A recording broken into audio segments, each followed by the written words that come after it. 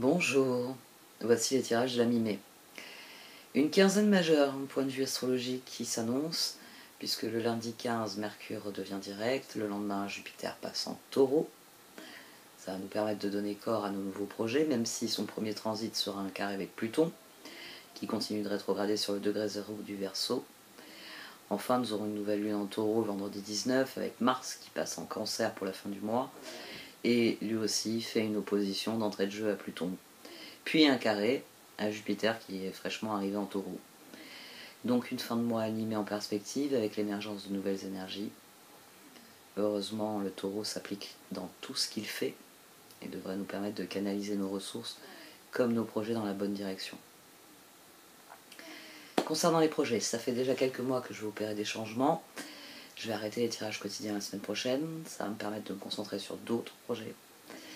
Et en premier lieu, celui qui concerne, on va dire, l'interface payante. Vous le savez, si le tirage complémentaire que je fais vous intéresse, vous pouvez adhérer à l'interface payante de YouTube grâce au bouton rejoindre qui est en dessous de la vidéo, ou vous pouvez me contacter par mail pour connaître les modalités d'achat des vidéos que je propose de manière exclusive.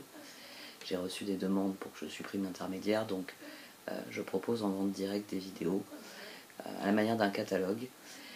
Je vais proposer aussi une formule d'abonnement, je vais mettre un certain nombre de vidéos en ligne d'ici cet été sur différents sujets.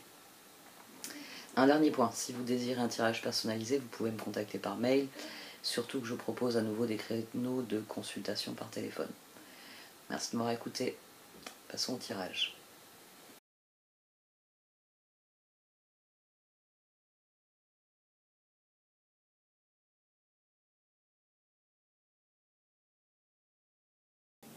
Voici donc votre tirage de la mi-mai, ami Capricorne. Du sein de la sagesse des royaumes cachés sont sortis le feu et l'eau. Oui, c'est une façon de les voir, hein, le prince de feu, la reine de la rivière. Une carte qui vient parler d'optimisme, d'enthousiasme, de volonté d'aller de l'avant, et une carte qui vient parler de lâcher prise, de laisser les choses suivre leur cours. On a ici un tirage, ça fait un très long moment que vous n'avez pas eu un tirage aussi frappant, on va dire. Et à mon sens, c'est parce que Pluton est passé en Verseau dans votre maison 2. Enfin, pour ceux d'entre vous qui ont l'ascendant, parce qu'après, selon votre ascendant, il faudrait... Enfin, ces cartes natales, à chaque fois je vous le dis, hein, mais les tirages sont plus pertinents quand on regarde son ascendant. C'est le renouveau. J'ai envie de dire, c'est le sursaut avant le renouveau ici. Pluton va revenir chez vous. Mais oui, je sais, il n'a pas fini de vous enquiquiner. Mais quand il en aura fini avec vous l'année prochaine, vous le verrez plus. Ce sera réglé. Mais ici, on a un tirage, oui, ça fait un moment que je n'avais pas pris on va dire la décharge d'énergie que j'ai pris avec ce tirage. Surtout que les énergies sont très simples, hein, 3, 6, 5, 9, 8. Le prince de feu préfigure la situation, c'est-à-dire que 6 de coupe, magicien, 3 de pentacle, au dos on avait l'impératrice. Vous vous êtes efforcé, et c'était beaucoup pour vous le transit de Pluton chez vous, vous vous êtes efforcé de mieux vous connecter avec les autres, vous avez essayé de faire équipe avec les autres, vous avez essayé de former des équipes, de découvrir de nouvelles choses. On avait l'impératrice au dos, le magicien, donc on a quelqu'un ici qui se lance dans l'aventure, on a quelqu'un qui veut approfondir. Quand on passe du 6 de coupe au 3 de pentacle, on essaye d'approfondir les choses. Dans un 6 de coupe, il y a un lien, il existe, c'est une âme sœur. Dans le 3 de pentacle, le lien est mieux compris, il est mieux intégré, et en plus, il nous permet d'accomplir des choses ensemble. Mais l'action nécessaire au progrès vient parler de lâcher prise. Cette dernière incursion de Pluton chez vous va mettre un point final à beaucoup de choses. Même des choses... le 6 d'épée ici. Alors la différence entre le 6 d'épée et le 8 de coupe, c'est que dans le 6 d'épée, le dossier il est encore sur l'étagère. Il n'est plus sur le bureau. 6 d'épée, oh, ce dossier, il faut que je le liquide, alors il y a ça à faire, il y a ça à faire, ça je délègue, ça j'en veux plus. Quand je dis dossier, c'est toute forme de choses dont à un moment donné il faut s'occuper pour que ça progresse.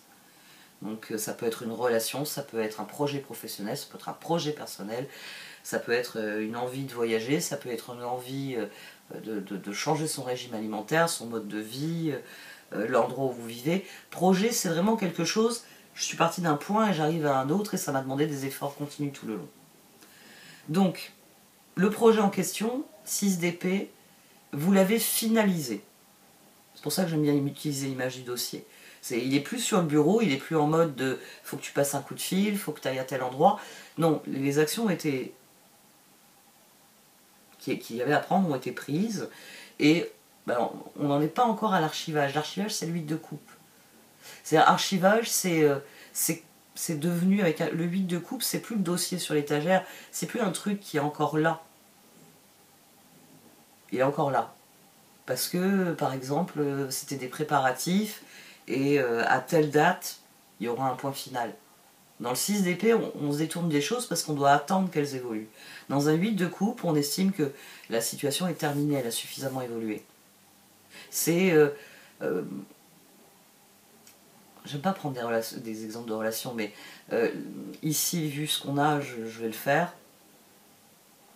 6 d'épée, c'est vous qui essayez, 3 de pentacle, qui essayez de créer quelque chose avec quelqu'un, qui vous séparez de cette personne régulièrement, parce que j'aime pas sa façon de bosser, ou j'aime pas sa façon d'aimer, ou en tout cas, il y a quelque chose qui ne va pas dans la relation, c'est le 3 d'épée.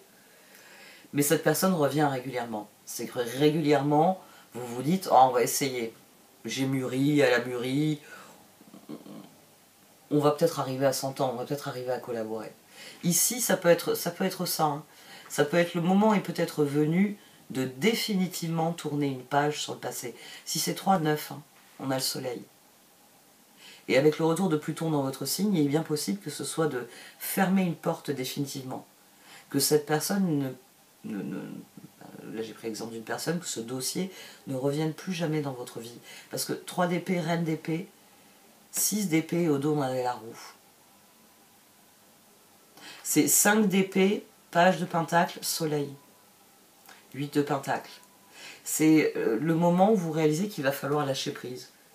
Que la prochaine fois que cette personne passera dans votre vie, la regarder, lui dire salut, ça va? Ouais, moi aussi ça va, allez bye. Qu'il n'y ait jamais, que ce soit vraiment le grand maximum. Ici, il y a l'idée que vous avez le prince de feu, vous avez donné le meilleur de vous-même, mais qu'à un moment, 3 d'épée, 5 d'épée, il faut constater que certaines âmes sœurs ne sont pas destinées déjà à rester dans notre vie, ou encore à nous épanouir et à construire avec nous. Souvent, je prends les deux opposés, forcément. Je dis, il y a des âmes sœurs qui sont là pour vous donner des coups de pied, puis il y a des personnes qui sont là pour vous faire des gros câlins. Et forcément, alors ça peut être bien de prendre des coups de pied de temps en temps, parce que si vous avez besoin que la vie vous donne des coups de pied, c'est peut-être qu'il y a des choses à apprendre un peu douloureusement pour bien les retenir. C'est triste à dire, mais il faut faire ce constat. Parce qu'ici, c'est un tirage de constat. C'est un tirage où vous devez commencer à vous dire est-ce que j'ai vraiment envie, dans mon prochain cycle, que le diable puisse sortir de sa boîte, que le dossier puisse revenir, qui tombe sur le bureau en mode il n'y a plus que moi, il n'y a que moi, et tout le reste, oublie. Parce que c'est de ça qu'il s'agit. Il s'agit de quelque chose qui vous a beaucoup occupé, qui vous a beaucoup préoccupé, mais qui maintenant, vous devez lâcher prise définitivement. C'est ce dossier appartient au passé, cette personne appartient au passé. Parce que c'est une personne avec laquelle je ne pourrai jamais collaborer. Il faut parfois l'admettre. Il faut parfois admettre que, l'exemple que je donne le plus souvent, Nord et Sud, c'est peut-être qu'un jour je vais rencontrer un Esquimau et que je vais tomber folle amoureuse de cet Esquimau, mais je ne peux pas vivre dans l'environnement de l'Esquimau. Donc c'est soit qu'il accepte de venir vivre sous les tropiques avec moi, soit je lui dirai adieu et il partira tout seul sous les tropiques. quand vous ne pouvez pas aligner les trajectoires, il faut l'admettre. Il faut l'admettre. Parfois, c'est une question de valeur. Parfois, c'est une question de... oui, de façon de concevoir le monde. Si vous n'avez pas la même lecture du monde que l'autre, ça va être difficile. Les opposés s'attirent, mais les opposés se réconcilient sur certains points. Ici, à mon sens, ça se joue dans les relations, de toute façon. On va voir ce qui va sortir par ailleurs sur la deuxième partie, mais... Magicien, reine d'épée, page de pentacle. Il n'y a pas quelqu'un qui va arriver pour vous faire du mal. Hein, mais il est possible, par exemple, peut-être vous allez recevoir tout simplement un message. Coucou, comment tu vas? À chaque fois que vous avez répondu à ce message, ça s'est mal passé ensuite. Et ce tirage, il vient vous dire, bon bah, cette fois, quand tu reçois le tirage, quand tu reçois le message, pose-toi vraiment la question. Est-ce que tu peux encore y croire, ou est-ce que le moment est venu de dire ça suffit? De dire, bon, chaque fois que j'ai pris ce bâton, je me suis fait battre. Donc là, on est en train de me tendre un bâton, non, je ne vais pas le prendre. C'est pas une perche. L'image de la perche est intéressante parce que, moi quand je l'emploie, quand je parle de perche, je pense au saut à la perche. C'est vous saisissez une perche, vous suivez le courant, vous saisissez une perche et vous pouvez piquer un sprint, planter votre perche et faire un bond qui vous propulse. C'est pour ça qu'on a l'image d'attraper une perche. Parce que c'est symboliquement à plusieurs niveaux, il y a d'autres métaphores, mais moi c'est celle qui me parle le plus. Déjà parce qu'il fallait des perches pour naviguer le long des berges.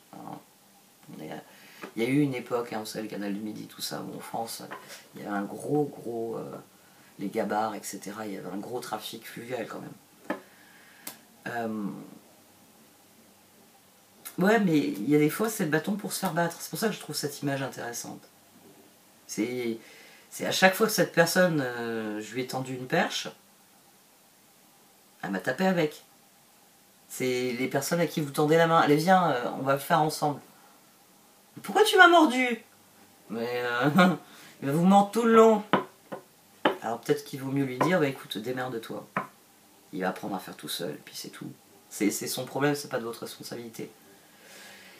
Ici, c'est de cet ordre-là. Hein. C'est étudier la situation en se disant, ça n'a jamais marché. Ça n'a jamais marché. Il faut que je travaille à des choses qui marchent, tout simplement. C'est cette réponse-là qu'il doit y avoir sur cette situation. Donc si vous avez une situation du passé qui revient, parce que Pluton qui va repasser le seuil du Capricorne, là, c'est au mois de juin, il me semble, il faudrait que je regarde. Parce que là, je sais que fin mars, on a le sextile. Non, on a le carré. Ouh. On a aussi un sextile avec Pluton. Oui, il a déjà eu lieu. Bon, enfin, faut que je regarde l'astrologie, mais on a le carré avec Mars. Je sais que pendant le carré avec Mars, Pluton est encore en Verseau. Mais avec sa rétrogradation, son passage final chez vous, ça peut être littéralement, le dossier était sur l'étagère, il est tombé sur le bureau. Il est temps d'aller le mettre dans la réserve. Vous savez, avec les boîtes que vous ouvrez plus, vous avez foutu tous les vieux projets qui ne servent plus à rien. C'est un tirage qui vient vous dire ça. Fondamentalement, il vient vous dire ça. Il vient vous dire, regarde la situation avec honnêteté et accepte qu'il y a des choses que tu ne pourras pas changer. Qu'il y a des dynamiques de relations, qu'il y a des situations où tu ne peux rien y changer. Donc autant lâcher prise. Autant passer à autre chose définitivement. On va voir ce qui sort par la suite. Voici donc le tirage de la seconde partie. Pour ceux d'entre vous qui êtes Gémeaux ou ascendant Gémeaux, l'extension va suivre puisque nous allons rentrer dans votre période d'anniversaire. Comme je l'ai expliqué au début du tirage, dorénavant les extensions sont disponibles dans l'onglet souscription membre. Quel que soit votre niveau d'abonnement, vous aurez accès à des contenus exclusifs, extensions, horoscopes. Je vais par ailleurs proposer de nouvelles vidéos exclusives dans les prochaines semaines. Pour ceux d'entre vous qui préfèrent me payer directement plutôt qu'en passant par le site, vous pouvez me contacter par mail en précisant quelle vidéo vous désirez acheter et je vais proposer une formule sans doute de newsletter pour informer de nouvelles vidéos et une formule d'abonnement pour permettre de recevoir les liens vidéo dès la publication. Un très grand merci à tous pour vos marques de soutien. N'hésitez pas à mettre un pouce bleu, à partager mon travail, à faire un commentaire. Merci de m'avoir écouté jusqu'ici. Je vous souhaite le meilleur pour la dernière quinzaine de mai. Au revoir.